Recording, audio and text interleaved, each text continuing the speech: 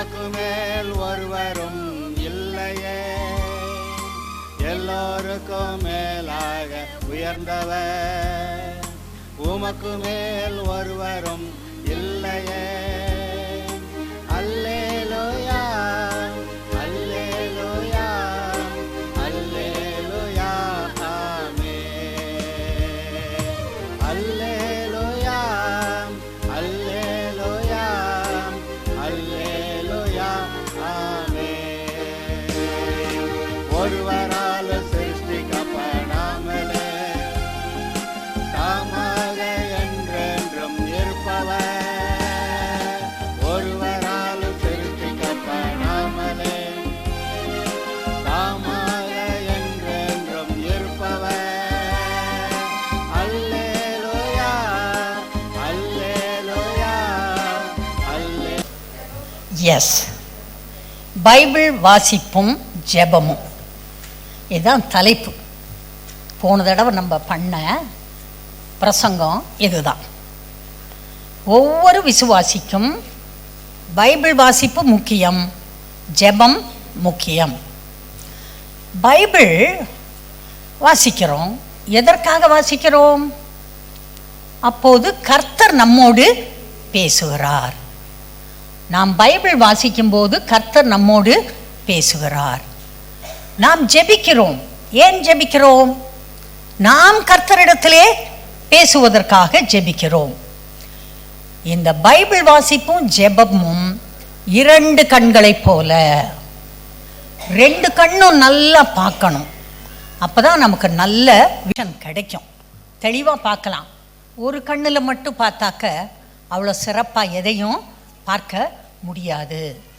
அதனால் கண்களை எவ்வளோ பத்திரமாக பார்த்து கொள்கிறோமோ அதே போல் பத்திரமாக பைபிளை படிக்க வேண்டும், ஜெபத்தை பண்ண வேண்டும். இரண்டும் முக்கியமானது. ஜெபத்துக்கு இன்னொரு சின்ன டெஃபினிஷன் கொடுக்கணும்னா, கேட்டு பதிலை பெற்றுக்கொள்வது. Asking and receiving. கேட்டு பதிலை பெற்றுக்கொள்வது, அதற்கு பெயர் ஜெபம். கர்த்தரிடத்தில் கேட்கிறோம், பதிலை நாம் பெற்றுக்கொள்கிறோம். ஃபோன் எடுத்து ஒருத்தர் மட்டுமே பேசிக்கிட்டு இருக்காங்க, அடுத்தவங்க கிட்ட இருந்து ஒரு பதிலுமே இல்லை. அந்த பேச்சு என்ன பேச்சுப்பா? அதில் ஏதாவது அர்த்தம் இருக்கா? சுவாரஸ்யம் இருக்கா? ஒன்றும் இல்லை. பேசுகிறப்ப ஃபோன் எடுத்தால் இங்கேருந்து ஒருத்தர் பேசுகிறாரு, அங்கேருந்து ஒருத்தர் பேசுகிறாரு. சிலர் பார்த்துருக்கீங்களா? ஊருக்கே பேசுவாங்க, அழோ அழோ அழோ. ஊருக்கே கத்தும். ஆஸ்பத்திரி, பஸ்ஸு, ட்ரெயின் எதையும் பார்க்க மாட்டாங்க. ஆனால் ஏர்போர்ட்டில் கூடப்பா அழோ அழோன்னு கத்துறாங்க. ஜெபம் என்பது நீங்கள் பேசுகிறீர்கள், கர்த்தர் அங்கே இருந்து உங்களுக்கு பதில் கொடுக்கிறார். ஒவ்வொரு முறையும் பதில் கொடுக்கிறார். நீங்கள் அந்த இடத்தை விட்டு போகிறதுக்கு முன்னாலேயே பதில் கொடுக்கிறார், பேசுகிறார். உங்கள் இருதயத்திற்கு அது புரியும். விசுவாசிக்கு அவரவருடைய இருதயத்திலே அவர் என்ன பதில் சொன்னார் என்பது புரியும். நம்மை ஜெபிக்க சொன்னதே கர்த்தர் தான்.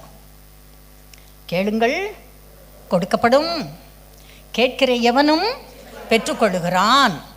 உங்கள் சந்தோஷம் நிறைவாய் இருக்கும்படி நீங்கள் வேண்டிக் கொள்வது எதுவோ அது உங்களுக்கு அருளப்படும். கர்த்தர் தான் சொல்கிறார். கர்த்தர் சொல்கிறாரு, கேளு, என்கிட்ட பேசு, என்கிட்ட சொல்லு, எல்லாத்தையும் சொல்லு. தாவீது ஒரு அபூர்வமான மனிதர். தாவீதுடைய வாழ்க்கையை உற்று பாருங்க. அவன் அவ்வளவு ஜெயத்தோடு வாழ்ந்ததற்கு காரணம், அவன் கர்த்தரோடு பேசிக்கொண்டே இருப்பான். நல்லது நடந்தாலும் பேசுவான், கெட்டது நடந்தாலும் பேசுவான், யுத்தம் வந்தாலும் பேசுவான், யுத்தம் முடிஞ்சாலும் பேசுவான், கல்யாணம் நடந்தாலும் பேசுவான், சாவு நடந்தாலும் பேசுவான், எதிரி வந்தாலும் பேசுவான், நண்பன் வந்தால் பேசுவான், துரோகி வந்தால் பேசுவான். எப்பயும் பேசிக்கிட்டே இருப்பான். யாருக்கிட்ட? கர்த்தர்கிட்ட. கர்த்தர்கிட்ட சொல்லிக்கிட்டே இருப்பான், கேட்டுக்கிட்டே இருப்பான், பேசிக்கிட்டே இருப்பான். நாமும் அதே போல்தான் கர்த்தரிடம் பேசிக்கொண்டே இருக்க வேண்டும். அதுதான் ஜெபம். பாட்டு மூலமாக பேசிக்கிட்டு இருக்கலாம், நாம கட்டி பாடணும் பாட்டை. பாடலை பாடி அவர்கிட்ட வார்த்தையை சொல்லி சொல்லி பேசிக்கொண்டே இருக்க வேண்டும். ஒவ்வொரு நாளும் காலையில் பேசலாம், மாலையில் பேசலாம், அது இல்லாமல் எல்லா நேரமும் பேசலாம். கர்த்தரிடத்திலே பேசிக்கொண்டே இருக்கும்போது அவர் நம்முடைய உள்ளத்திலே பேசிக்கொண்டே இருப்பார். என்ன செய்ய வேண்டும் என்று நமக்கு ஆலோசனையை கொடுத்து கொண்டே இருப்பார். இயேசு கிறிஸ்து இந்த பூமியில் வாழ்ந்த காலத்திலே அனுதினமும் ஜெபம் பண்ணினார். வழக்கத்தின்படி அதிகாலையில் எழுந்து அவர் தனியான இடத்திற்கு போய் ஜெபம் பண்ணினார் என்ற வார்த்தையை நீங்கள் பைபிளில் வாசிக்கலாம். காலையில் எந்திரிச்ச உடனே கர்த்தர் பாருங்க, இயேசு இந்த பூமியில் இருந்தபோது போய் போய் பேசிக்கொண்டே இருந்தார். காலையில் எழுந்த உடனே ஆடு கத்துது, மாடு கத்துது, குருவி கத்துது, காக்கா கத்துது, கிளி கத்துது, ஒரே கீச்சு மூச்சுன்னு நம்ம படுத்திருக்கவங்க காதில் விழுகுது. என்னன்னு நினச்சிங்க? அவங்க கர்த்தரை அவங்க எல்லாரும் துதிக்கிறாங்க. கர்த்தரை பாடி போற்றி அவங்க பேசி எல்லாம் பண்ணுறாங்க. காகம் காக்கா இருக்குது பார்த்தீங்களா? அதை பற்றி பைபிள் என்ன சொல்லுது? தன்னை நோக்கி கூப்பிடுகிற காக்கை குஞ்சுகளுக்கு கூட அவர் செவி கொடுக்கிறார், ஆகாரம் கொடுக்கிறார். அது கூப்பிடுதான், காலையிலேயே அவரை கூப்பிடுது, அவரை பாடுது, துதிக்குது, அவர் ஆகாரம் கொடுக்கிறார். நாமும் ஒவ்வொரு நாள் காலையிலும் கர்த்தரிடத்திலே பேசும்போது அவர் வருகிறார், அவர் நமக்கு ஆகாரம் கொடுக்கிறார். நம்முடைய சரீரத்திற்கு, நம்முடைய ஆத்மாவுக்கு, நம்முடைய ஆவிக்கு, நம்முடைய பொருளாதாரத்திற்கு, வேலைக்கு, குடும்பத்திற்கு, பிள்ளைகளுக்கு வேண்டிய எல்லா ஆகாரத்தையும் அவர் கொடுக்கிறார். அவரிடத்திலிருந்து பெற்றுக்கொண்டால்தான் நமக்கு திருப்தியே வரும். நல்ல சாப்பாடு, கர்த்தர் கொடுக்குற சாப்பாடு தான் நல்ல சாப்பாடு. உலகம் கொடுக்குற சாப்பாடெல்லாம் அவ்வளோ நல்ல சாப்பாடு இல்லை. அதனால் கர்த்தரிடம் நாம் பேசிக்கொண்டே இருக்க வேண்டும். அடுத்து ஜெபம் பண்ணுறதுக்கு முன்னாடி பைபிள் தெரியணும். அவருடைய சித்தத்தின்படி நீங்கள் எதையாகிலும் அவரிடத்தில் கேட்டார், அவர் உங்களுக்கு செவி கொடுக்கிறார் என்பதே நீங்கள் அவரை பற்றி கொண்டிருக்கிற தைரியமாம். அவருடைய சித்தத்தின்படி கேட்கணும். அவருடைய சித்தம் என்ன? அதான பைபிள் எழுதி கொடுத்துருக்காரு. இந்த பைபிளை திரும்ப திரும்ப திரும்ப 3 மாதத்துக்கு ஒருக்கா, 6 மாதத்துக்கு ஒருக்கா வாசித்துக்கிட்டே இருக்கணும். Everyday you must read the Bible. இதுதான் இந்த பூமியிலே நம் வாழ்வதற்கு ஒரே வழி. அன்பானவர்களே, இந்த உலகத்திலிருந்து கிடைக்காத ஒரு பெரிய சமாதானத்தை பைபிளை வாசிக்கிறப்ப கர்த்தர் உங்களுக்கு கொடுப்பார். ஏன்னா அவருடைய வார்த்தை, அவர் பேசுகிறார். அதனால் பைபிளை படித்து அவருடைய சித்தம் என்ன என்று கண்டுபிடித்த பிறகு நீங்கள் ஜெபிக்க வேண்டும். அவருடைய சித்தத்தின்படி நீங்கள் அவரிடத்தில் எதையும் கேட்க வேண்டும். அவருக்கு சித்தம் இல்லாததை கேட்டுட்டு கர்த்தர் எனக்கு பதில் கொடுக்கலையே அப்படின்னாக்க அது ரொம்ப கஷ்டம். அவருடைய சித்தத்தின்படி தான் அவர் எதையும் செய்வார். அவருடைய சித்தமில்லாத காரியத்துக்காக 1 வருஷம் 2 வருஷமெல்லாம் நீங்கள் ஜெபம் பண்ணி டைமை வேஸ்ட் பண்ணாதீங்க. கர்த்தருடைய சித்தத்தை கண்டுபிடிங்க. எல்லாத்திலும் அவருடைய சித்தம் நாம் செய்ய வேண்டும். வேதாகம மனிதர்கள் ஜெபித்தார்கள். போன தடவை 2 மனிதர்களை பற்றி உங்களிடத்திலே சொன்னேன். ஒன்று ஆபிரகாம். அந்த ஆபிரகாம் என்ன பண்ணார்? லோத்து ஒரு ஊரில் குடியிருக்கிறார். அந்த ஊருக்கு போயிரு, சோதம் குமாரா பட்டணங்கள் அதில் ஒரு ஊரில் இருக்கார். அந்த ஊரை அழிப்பதற்கு கர்த்தர் இறங்கி வந்தார். ஆனால் இந்த மனிதன், ஐயோ அங்கே என் பிள்ளை இருக்கானே, லோத்து இருக்கானே, அவனும் அழிந்து போய் விடுவானே என்று லோத்துக்காக பரிந்து பேசுகிறான். ஆண்டவரே, 50 நீதிமான் இருந்தால் நீங்கள் அழிப்பீங்களோ கேட்குறான். ஆண்டவர் சொல்கிறாரு, 50 பேர் இருந்தாலும் அழிக்கவே மாட்டேன். அவன் கொஞ்சம் கொஞ்சமாக இறக்கிட்டு கடைசியில் எத்தனையில் வந்தான்? 10. அவன் நினைக்கிறான், 10 பேர் கூடவா இந்த 10 லட்சம் பேர் இருக்கிற ஊரில் எல்லாம் போயிடுவாங்க, அதெல்லாம் அப்புறம் கர்த்தர் காப்பாற்றி விடாது. கடைசியில் அந்த ஊரில் 10 பேர் இல்லை. ரொம்ப பரிதாபம். வசனம் சொல்லுகிறது, கர்த்தர் ஆபிரகாமை நினைத்து லோத்தை வெளியே கொண்டு வந்தார். அவனுடைய ஜெபத்தை நினைத்து ஆபிரகாம் வேண்டிக் கொண்டதை நினைத்து கர்த்தர் அவனை காப்பாற்றினார். அடுத்தது இன்னொரு மனிதனை பற்றியும் படித்தோம். அது யாராக்க யாக்கோபு. அவன் கர்த்தர் இடத்துல கேட்டான். என்ன கேட்டான்? உண்ண உணவும் உடுக்க உடையும். வேற ஒன்றுமே அவன் கேட்கல. வனாந்தரத்தில் போய் படுத்திருக்கிறான். அண்ணனை கூழ் ஒரு டம்ளரை காய்ச்சி அண்ணனுக்கு கொடுத்து அண்ணனுடைய சேஷ்ட புத்திர பாகத்தை வாங்கிக்கிட்டான். அது பத்தாதுன்னு ஆட்டுத்தோலை உடம்பு மேலே போட்டு அண்ணே தோல் மாதிரி கழுத்து மாதிரி தான் கழுத்தை வச்சு அப்பாவுக்கு வீட்டில் இருக்க ஆட்டுக்குட்டியை அடித்து நல்ல ருசியாக அம்மாவை பொரிக்க வச்சு கொண்டு வந்து கொடுத்து இப்போ என்ன பண்ணான்? ஆசீர்வாதத்தை என்னை என் தலையில் என் கையை உங்கள் கையை என் தலையில் வச்சு ஆசீர்வதிங்க. அந்த அப்பா இருக்கிற உலகத்தில் இருக்க எல்லா ஆசீர்வாதத்தையும் கொடுத்து விட்டார். அவருக்கு 2 பிள்ளை இருக்குல்ல, கொஞ்சம் ஆசீர்வாதத்தை இன்னொருத்தனுக்கு கொடுக்கலான்னு வச்சுருக்கலாம்ல. அவர் என்ன பண்ணார்? எல்லா ஆசீர்வாதத்தையும் ஏமாத்துக்காரனுக்கு கொடுத்துட்டார். போயிட்டான். போயிட்டு 20 வருஷம் இருந்தாச்சு. பலே கில்லாடியான மாமனார். 20 வருஷம் வச்சு நல்லா மாடா உழைச்சி ஓடா தேய வச்சு அனுப்பி விடுறாரு. இப்போ வர்றப்ப பயமாக இருக்கு. எந்த அண்ணனை ஏமாற்றிட்டு ஓடணுமோ அந்த அண்ணனை பார்க்க பயமாக இருக்கு. என்ன செஞ்சான்? ஜெபந்தான் பண்ணுறான். வேற வழி இல்லை. தப்பு செஞ்சிட்டியா? ஜெபம் பண்ணு. ஏமாத்திட்டியா? ஜெபம் பண்ணு. உன்னுடைய அதிகாரத்தை துஷ்பிரயோகம் பண்ணியா? ஜெபம் பண்ணு. என்ன தப்பு பண்ணாலும் என்னதான் செய்யணும்? ஜெபந்தான் பண்ணணும். வேற வழியே இல்லை. அவன் போய் அவர் ஆத்தங்கரையில் தனியாக உட்காந்துருக்கான் பாருங்க. தொந்தரவே எனக்கு இருக்கக்கூடாது. பிள்ளை குட்டி ஒய்ஃபு வேலைக்கார எல்லோரும் போ, எல்லாரையும் கொண்டு போய் ஒரு பக்கம் உட்கார வச்சுட்டு தனித்து இருந்தான். தனித்து ஜெபம் பண்ணினான். கர்த்தர் இறங்கி வந்தார். கர்த்தர் இறங்கி வந்தா இவன் என்னை ஆசீர்வதித்தாலுடைய நான் உம்மை போக விட மாட்டேன். விடாம பிடிச்சுக்கிட்டான். வாங்க என்னை ஆசீர்வதிங்க. முடியாது, நீங்க வாங்க, நேரா வாங்க, ஆசீர்வதிங்க, விட மாட்டேன். நீங்க தனித்து உட்காருவீங்களா? கர்த்தர்கிட்ட தனியாக கொஞ்ச நேரம் பேசுவீங்களா? பெரிய பிரச்சனை, சின்ன பிரச்சனைக்கெல்லாம் அப்படி ஒன்றும் ரொம்ப உட்கார மாட்டோம். அதெல்லாம் சீக்கிரத்திலேயே கர்த்தர் அதுக்கு பதில் கொடுத்துட்றாரு. பெரிய பிரச்சனையா? தனித்து உட்காரணும். கர்த்தரை விடக்கூடாது. கர்த்தாவே வாங்க, என்னை ஆசீர்வதிங்க, நான் உங்களை விட மாட்டேன் சொல்லுங்க. கர்த்தர் வருவார். கர்த்தர் உங்களை ஆசீர்வதிப்பார். அடுத்தது இந்த 7வது வசனம். இந்த வசனம் சொல்லுகிறது, ஆகையால் தேவனுக்கு கீழ்ப்படிந்திருங்கள், பிசாசுக்கு எதிர்த்து நில்லுங்கள், அப்பொழுது அவன் உங்களை விட்டு ஓடி போவான். பிசாசுக்கு பயப்படக்கூடாது. ஜெபம் பண்ண உட்கார்றப்ப நம்பர் 1 பிசாசுக்கு பயப்படக்கூடாது. ஆண்டவர் சொல்றாரு இங்க,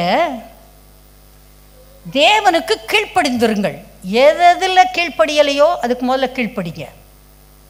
அடுத்தது பிசாசுக்கு எதிர்த்து நில்லுங்கள். பயப்படாதீங்க. ஐயோ இப்படி ஆயிடுச்சே அப்படி ஆயிடுச்சே என்ன பண்ண வேண்டாம், பயப்படாதீங்க. பயப்படாம ஜெபம் பண்ணுங்க. ஜெபம் பண்றப்ப பயம் இருக்கக்கூடாது. பயம் வந்துச்சுனாக்க நம்ம ஜெபிக்க முடியாது. பயப்படாதீங்க. பிசாசுக்கு எதிர்த்து நில்லுங்கள், அப்பொழுது அவன் உங்களை விட்டு ஓடி போவான். எப்படி எதுக்கணும்? வாயில பேசி எதுக்கணும். இயேசுவின் நாமத்தில் பிசாசே போ, உன்னை கட்டுறேன், கீழ்ப்படுத்துகிறேன். சாத்தானே என்னை தொட அதிகாரம் இல்லை, என் குடும்பத்தை தொட அதிகாரம் இல்லை, என் பொருளாதாரத்தை தொட அதிகாரம் இல்லை, என் பிள்ளையை தொட உனக்கு அதிகாரம் இல்லை. பொல்லாத பிசாசே போ, துரத்தணும். பயப்படாதீங்க பிசாசுக்கு.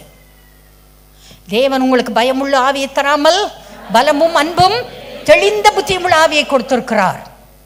பிசாசுக்கு பயப்படக்கூடாது. நம்பர் 1. அடுத்து நம்பர் 2, 1 யோவான் 4:4 பாருங்க. 1 யோவான் 4வது அதிகாரத்தில் 4வது வசனம்.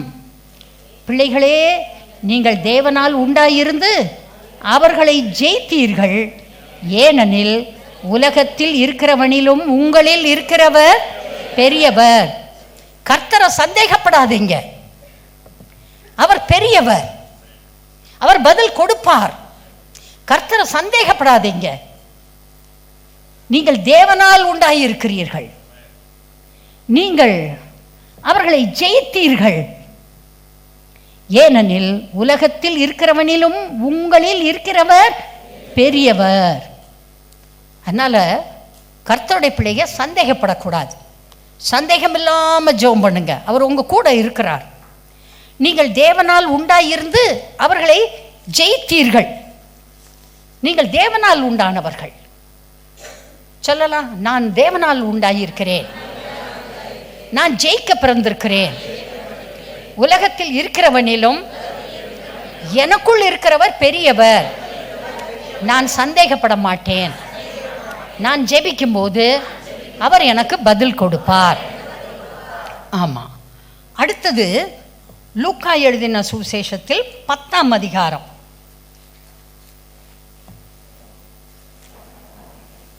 லூக்கா 10வது அதிகாரம் 18-19. லூக்கா 10:18-19. அவர்களை அவர் நோக்கி, சாத்தான் மின்னலை போல வானத்திலிருந்து விழுகிறதை கண்டேன்.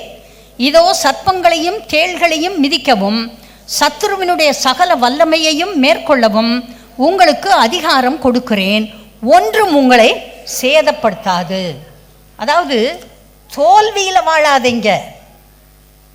Don't live in defeat. தோல்வி எண்ணத்தில் எனக்கு அவ்வளவுதான், முடிஞ்சு போச்சு, நான் தோற்று போயிட்டேன், நான் கடவுளை தேடினேன் ஆனால் தோற்று போயிட்டேன், எனக்கு இது நடக்கலை அது நடக்கலை, இது ஒரு தோல்வியின் எண்ணம். கர்த்தர் சொல்றாரு, சாத்தான் மின்னலை போல வானத்திலிருந்து விழுகிறதை கண்டேன். இயேசுநாதர் பொய் சொல்லுவாரா? அவர் சொல்றாரு, சாத்தான் மின்னலை போல கீழே விழுந்துட்டான், நீ தோல்வியில் வாழாத, அவன் தான் தோத்து போயிட்டான், நீ ஜெயிக்க பிறந்த பிள்ளை, நீ ஜெயத்தில் வாழுகிறாய், எல்லாவற்றையும் அவர் செய்து முடித்து விட்டார், புதிதாக இயேசு செய்வதற்கு ஒன்றுமில்லை, இப்போது எல்லாமே உங்கள் கையில் இருக்கிறது, உங்கள் வாயில் இருக்கிறது, உங்கள் எண்ணத்தில் இருக்கிறது. நீங்கள் விசுவாசிக்க வேண்டும், நீங்கள் வார்த்தையை படிக்க வேண்டும், நீங்கள் கர்த்தரோடு நெருங்கி நடக்க வேண்டும், நீங்கள் அவரிடத்தில் சொல்ல வேண்டும். விடக்கூடாது, விடாம பிடிங்க, கர்த்தரை பிடிங்க. கர்த்தர் சொல்றாரு, சர்ப்பங்களையும் தேள்களையும் மிதிக்கவும் சத்துருவினுடைய சகல வல்லமையையும் மேற்கொள்ளவும் உங்களுக்கு அதிகாரம் கொடுத்திருக்கிறேன். உங்களுக்கு அதிகாரம் இருக்கிறது. கர்த்தர் அதிகாரத்தை கொடுத்துருக்காரு. துப்பாக்கி கையில் இருக்கு, சுடுனாக்க இப்படி இப்படி ஆடிட்டு இருந்தா என்னைக்கு சுடுறது? கையில் ஆயுதத்தையே வச்சுக்கிட்டு சுட தெரியாமல் இப்படி இருக்கக்கூடாது. இடனும் கரெக்டாக பார்க்கணும், கரெக்டாக குறி வச்சு சுடணும். உங்கள் கையில் கர்த்தர் அதிகாரம் கொடுத்துருக்கிறார். வார்த்தை, ஜெபம், பரிசுத்தாவின் நிறைவு, இதெல்லாம் ஒன்றா கூடி வரணும் உங்ககிட்ட. அது வரும்போது ஒன்றும் உங்களை சேதப்படுத்தாது. எந்த பிசாசும், எந்த வியாதியும், எந்த தரித்திரமும், எந்த சண்டைகளும், எந்த யுத்தங்களும் எதுவும் உங்களை சேதப்படுத்தாது. அதனால் பிசாசை கண்டு பயப்படாதீங்க, எதிர்த்து நில்லுங்க, அவன் உங்களை விட்டு ஓடி போவான். சந்தேகப்படாதீங்க, கர்த்தர் உங்களோடு இருக்கிறாரா என்று சந்தேகப்படாதீர்கள். அவர் இருக்கிறார், அவர்களை ஜெயித்தீர்கள் என்று அவர் சொல்லி இருக்கிறார். அடுத்து தோல்வி எண்ணத்திலே, தோல்வி மனப்பான்மையிலே வாழாதீர்கள். மின்னலை போல விழுந்தான், அதனால் தோல்வியில் வாழாதீர்கள். இந்த மூணும் ஜெபிக்கிறப்ப நீங்கள் ஞாபகத்திலே வைத்துக்கொள்ள வேண்டும். ஸோ ஆபிரகாம் அவன் ஜெபித்தான், லோத்தை காத்து கொண்டான். அவன் சந்தேகப்படலை, பயப்படலை. அவன் பாருங்க தோல்வி எண்ணத்தில் வாழவே இல்லை. அவன் சாதாரண ஆள் தாங்க, ரொம்ப சாதாரண ஆள். ஆனால் கர்த்தருக்கு கீழ்ப்படிந்தவன். கர்த்தர் வான்னா வர்றான், நடனா நடக்கிறான், தேசத்தை புடினா பிடிக்கிறான். கர்த்தர் என்னென்ன சொல்கிறாரோ அத்தனைக்கும் கீழ்ப்படுகிறான். இன்று வரை விசுவாசிகளின் தகப்பன் அந்த ஆபிரகாம். நாம் ஆபிரகாமின் சந்ததி. பைபிள் அப்படி தான் சொல்லுது. விசுவாச மார்க்கத்தார் யாரோ அவர்கள் ஆபிரகாமின் சந்ததி, பிள்ளைகள், புத்திரர்கள். அதனால் கர்த்தருடைய பிள்ளைகளே, ஆபிரகாம் ஜெயித்தான். அடுத்தது பார்த்தோம், யாக்கோபு ஜெபம் பண்ணான், உண்ண ஆகாரம், உடுக்க துணி. ஆனால் கர்த்தர் 4 பெரிய பரிவாரங்களோடு அவனை திரும்பி வர பண்ணினார். அடுத்தது இன்றைக்கு சுருக்கமாக பார்க்கலாம். மோசேயின் ஜெபத்தை மோசே ஜெபம் பண்ணார். மோசே எப்படி ஜெபம் பண்ணார் அப்படின்னு நம்ம பார்க்க போகிறோம். ரொம்ப பாவம் மோசே, பாவப்பட்ட பிள்ளை.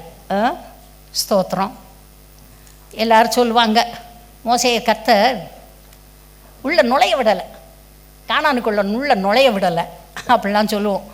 சரி, ஆனால் ஏசுநாதர் இருந்த பூமியில் இருந்தப்ப அவன் இறங்கி வந்தானா? கானானுக்கு தானே வந்தான். கானானில் வந்து தானே பேசுனா ஏசுநாதரை. ஏசுநாதர்கிட்ட கானானில் வந்து தானே பேசுனா. அப்போ கானான்லாம் பார்த்துக்கிட்டான் அவன். அதனால் அவன் கானானை பார்க்கல அப்படி இப்படின்னு குறை சொல்லிகிட்டு இருக்க வேண்டாம். ஓகே, இந்த மோசேயின் ஜெபம் 11வது அதிகாரம், எண்ணாகமம் 11:11 பார்க்கலாம். அப்பொழுது மோசே கர்த்தரை நோக்கி, நீர் இந்த ஜனங்கள் எல்லாருடைய பாரத்தையும் என்மேல் சுமத்தினதினால் உமது அடியானுக்கு உபத்திரம் வர பண்ணினது என்ன? உம்முடைய கண்களில் எனக்கு கிருபை கிடையாதே போனது என்ன? எப்படி ஜெபம் பார்த்தீங்களா? தேவ மனுஷன் இருதயமே நொறுங்கி போச்சு. இந்த ஜனமெல்லாம் புருஷர்கள் மாத்திரம் 6 லட்சம் பேர்னு போட்டிருக்கு, காலாட்கள். அப்புறம் அவங்க மனைவிகள், பிள்ளைகள், வயதானவர்கள் எத்தனை பேர் இருந்தாங்களோ இவ்வளோ பேர் வந்து நிற்கிறாங்க. வந்து நின்றுட்டு அவன்கிட்ட சொல்கிறாங்க, எகிப்திலே கிரயமில்லாமல் சாப்பிட்ட மச்சங்களையும் வெள்ளரிக்காய்களையும் கொம்மட்டி காய்களையும் கீரைகளையும் வெங்காயங்களையும் வெள்ளை பூண்டுகளையும் நினைக்கிறோம். இப்பொழுது நம்முடைய உள்ளம் வாடி போகிறது. இந்த மன்னாவை தவிர நம்முடைய கண்களுக்கு முன்பாக வேறு ஒன்றும் இல்லையே என்று சொன்னார்கள். இவங்க எல்லாரும் வந்து வனாந்தரத்தில் வானத்திலேருந்து தேனிட்ட பணியாரத்தை போட்டிருக்காரு.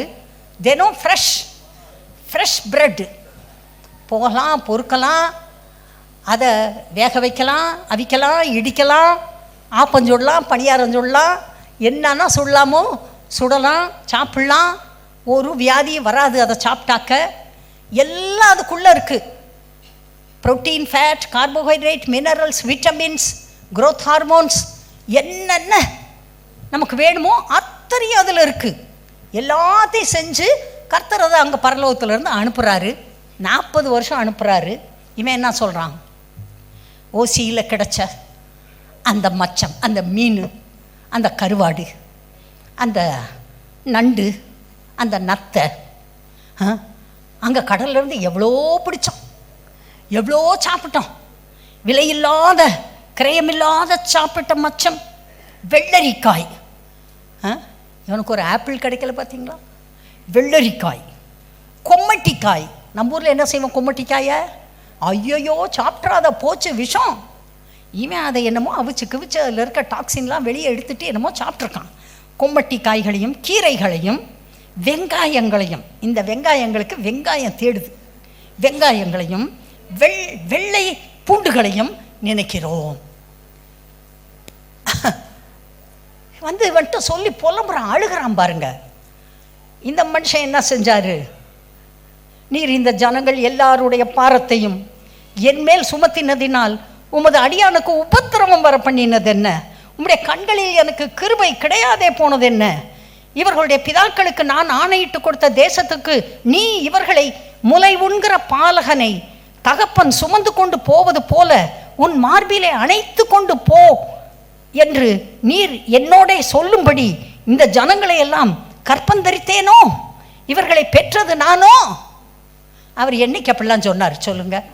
தூக்கி வச்சுட்டு பால் குடிக்கிற பிள்ளையாட்டம் தூக்கிட்டு போடான்னு அவர் சொன்னாரா? அவர் சொல்லலை. ஆனால் தேவ மனுஷனுக்கு அம்புட்டு பாடு. 4ஆம் அதிகாரத்திலே இவர்களை பெற்றது நானா கற்பந்தரித்தேன், என் பிள்ளைகளா, இதுகளை எல்லாம் கொண்டு வந்து என் தலையில கட்டி இங்க உட்கார வச்சு இவங்களை மேய்க்க சொல்லி இவங்களுக்கு போதிக்க சொல்லி சொன்ன பேச்சு கேளுன்னு சொல்லி சொல்லி சொல்லி சொல்லி சொல்லி என்னை ஏன் ஆண்டவரை இந்த பாடுபடுத்துறீங்க? இந்த ஜனங்கள் எல்லாருக்கும் கொடுக்கிறதற்கு எனக்கு இறைச்சி எங்கே இருந்து வரும்? எனக்கு இறைச்சி கொடு என்று என்னை பார்த்து அழுகிறார்களே, எனக்கு இதை கொடு அதை கொடு கேட்டு அழுகிறாங்களே. இந்த ஜனங்கள் எல்லாரையும் நான் ஒருவனாய் தாங்கக்கூடாது. எனக்கு இது மிஞ்சின பாரமாய் இருக்கிறது. எனக்கு இந்த ஊழியமே வேணாம், இது மிஞ்சின பாரமாய் இருக்கிறது. எல்லாரும் வந்து அதையும் இதையும் பேசுறான், எனக்கு பாரமாய் இருக்கிறது. உம்முடைய கண்களிலே எனக்கு கிருபை கிடைத்ததானால் இப்படி எனக்கு செய்யாமல் என் உபத்திரவத்தை நான் காணாதபடிக்கு இப்பொழுதே என்னை கொன்று போடும் என்று வேண்டிக் கொண்டான். எப்படி ஜெபம்? எப்படி ஜெபம்? இப்பொழுதே கொன்று போடும், செத்தா போதும், செத்தா போதும். எனக்கு இந்த ஜனத்தை எல்லாம் தூக்கிட்டு சுமக்க முடியாது. இவங்க பேசுற பேச்சை என்னால கேட்க முடியாது. ஒருத்தனுக்கும் கீழ்ப்படிதல் இல்லை. அவனவன் தன் தன் வழியிலே போய் கொண்டிருக்கிறான். என்ன ஆண்டவரே என்னை இப்படி பாடுபடுத்திட்டீங்க? எனக்கு ஹெல்ப் பண்ண மாட்டீங்களா? நானா பெத்த இந்த ஜனத்தை, ஏன் இப்படி எனக்கு செய்யறீங்க? My God. 32வது அதிகாரத்துக்கு வாங்க. இல்லை சாரி, 11லேயே 20க்கு போகலாம். 20 கர்த்தர் வந்து அவன்கிட்ட சொல்கிறாரு. என்ன சொல்கிறாரு? சரி, ஒரு 70 பேரை கூட்டு வா, நிற்க வை, எல்லாம் சொல்லிட்டாரு. அப்புறம் சொல்கிறாரு, எகிப்திலே எங்களுக்கு சௌக்கியமாய் இருந்தது என்றும் கர்த்தருடைய செவிகள் கேட்க அழுதீர்களே, ஆகையால் நீங்கள் சாப்பிடும்படி கர்த்தர் உங்களுக்கு இறைச்சி கொடுப்பார். நீங்கள் 1 நாள் 2 நாள் 5 நாள் 10 நாள் 20 நாள் மாத்திரம் அல்ல, 1 மாதம் வரைக்கும் புசிப்பீர்கள். அது உங்கள் மூக்காலே புறப்பட்டு உங்களுக்கு தெவிட்டி போகும் மட்டும் புசிப்பீர்கள். வாயில சாப்பிட்டு மூக்கில் வெளியே வரப்போகுதுன்றாரு. அப்படி சிலர் தின்றுருக்கானுங்க. வாயில தின்னு மூக்கில் வெளியே வந்திருக்கு. உங்களுக்குள்ளே இருக்கிற கர்த்தரை அசட்டை பண்ணி நாங்கள் ஏன் எகிப்திலிருந்து புறப்பட்டோம் என்று அவருக்கு முன்பாக அழுதீர்களே என்று சொல் என்றார். ஆண்டவர் சொல்றாரு, போய் சொல்லு மோசே, அந்த செவிட்டு விரியன் மாதிரி காதுல வாங்கிக்க மாட்டேன்னு கத்திக்கிட்டு இருக்கானுங்கள்ல, அவனுக்கிட்ட போய் நீ சொல்லு, நீ போய் பேசு, சொல், நீ போய் சொல், நான் சொன்னதை அவன்கிட்ட போய் நீ சொல்லு.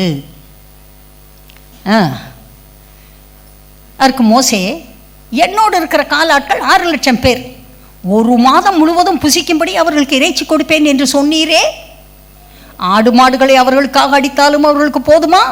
சமுத்திரத்து மச்சங்களை எல்லாம் அவர்களுக்கு சேர்த்தாலும் அவர்களுக்கு போதுமா என்றான். அதற்கு கர்த்தருடைய கை குறுகி இருக்கிறதோ, என் வார்த்தையின்படி நடக்குமோ நடக்காதோ என்று நீ இப்பொழுது காண்பாய். கர்த்தர் சொல்றாரு, பாரு, நான் சொல்ற மாதிரி நடக்குதா நடக்கலையான்னு நீ பாப்ப, அழுகாத. 31 அப்பொழுது கர்த்தரிடத்தில் இருந்து புறப்பட்ட ஒரு காற்று சமுத்திரத்தில் இருந்து காடைகளை அடித்து கொண்டு வந்து பாளையத்தை சுற்றிலும் இந்த பக்கம் 1 நாள் பிரயாணம் மட்டும் அந்த பக்கம் 1 நாள் பிரயாணம் மட்டும் தரையின் மேல் 2 முழ உயரம் விழுந்து கிடக்க செய்தது. அப்பொழுது ஜனங்கள் எழும்பி அன்று பகல் முழுவதும் ராம் முழுவதும் மறுநாள் முழுவதும் காடைகளை சேர்த்தார்கள். கொஞ்சமாய் சேர்த்தவன் 10 ஓமர் அளவு சேர்த்தான். அவைகளை பாளையத்தை சுற்றிலும் தங்களுக்காக குவித்து வைத்தார்கள். எப்படி? பரிசுத்த ஆவியாகிய காற்று கடல் மேல் வீசியது. கர்த்தர் காற்றை வரவிட்டார். இந்த பக்கம் 2 முழம், அந்த பக்கம் 2 முழம், 1 மீட்டருக்கு மேலே கொண்டு வந்து குவிச்சிருச்சு. பொறுக்கணும் 2 நாள் பொறுக்கணும். எதை? அந்த காடைகளை குவிச்சு வச்சான் பாருங்க. கர்த்தர் ஃப்ரிட்ஜ் வச்சுக்குவார், கர்த்தர் ரெஃப்ரிஜரேட்டர். பாஸ்டர் இன்னைக்கு வேர்த்து விறுவிறுக்க வச்சுட்டார். ஸோ கர்த்தர் அவனுடைய ஜெபத்துக்கு பதில் கொடுத்தார். மோசே ஜெபிச்சான், எப்படி நான் சாகணும், என்னை கொல்லுங்க, இந்த ஜனத்தை என்னால் மேய்க்க முடியாது, ஐ காண்ட் மேனேஜ், இதெல்லாம் செவித்தனம் உள்ளவர்கள், எனக்கு உங்கள் வேண்டாம், என்னை விடுங்க, நீங்களே மேய்ச்சிக்கோங்க, நானா பெற்றேன், ஏன் தலையில் கட்டி விட்டுருக்கீங்க. இதுதான் இன்னைக்கு அவன் பேசின நெஜோ ஜெபம். நான் கர்த்தர் என்ன பண்ணார், நீ பார்ப்ப, சரியா? அவன் கண்ணால் பார்த்தான் காடைகள் வந்து விழுவதை. அவனுடைய ஜெபத்துக்கு பதில் கொடுத்தார். உங்களுக்கு என்ன ஜெபம் இருந்தாலும் சரி, கர்த்தர்கிட்ட போங்க, கேளுங்க, இருதயத்தை சுத்தமாக வச்சுக்கோங்க. பாவத்தை வச்சுக்கிட்டு நீங்கள் போய் அவர்கிட்ட ஜெபம் பண்ண போனீங்கன்னா அடி தான் விழும். முதல்ல மன்னிப்பு கேளுங்க, ஒழுங்காகுங்க, சரிப்படுத்துங்க, வாயை கட்டுங்க, தேவையில்லாத பேசாதீங்க, சித்தத்தை அறிந்து அதன்படி ஜெபம் பண்ணுங்கள். கட்டாயமாக உங்களுடைய வாழ்க்கை செழிப்பாக இருக்கும். எல்லா ஜெபத்துக்கும் பதில் வரும். அல்லேலூயா. Okay, God bless you.